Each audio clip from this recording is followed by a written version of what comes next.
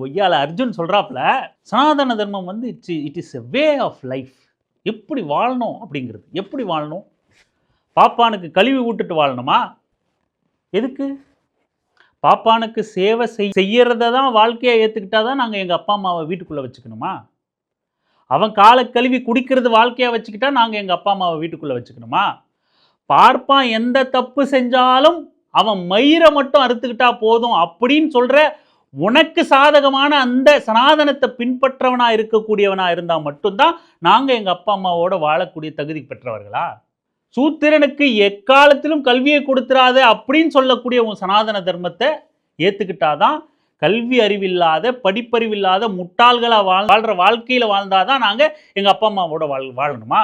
எது கொடுத்தாலும் கல்வியை கொடுக்காதங்குது. படிச்சுட்டா காதலை ஈயத்தை காய்ச்சி ஊத்துங்குது.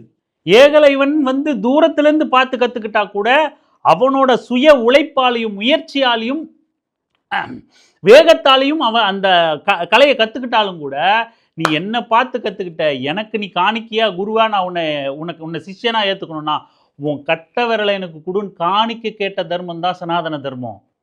சம்பூகன் படித்தான் அப்படின்னு ராமனை விட்டு தலையை வெட்ட சொன்ன தர்மம் தான் சனாதன தர்மம்.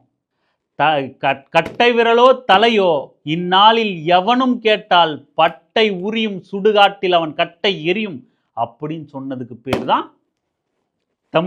தமிழ் தர்மம், திராவிட தர்மம், பெரியாரியமை, சமத்துவ கோட்பாடு எல்லாமே.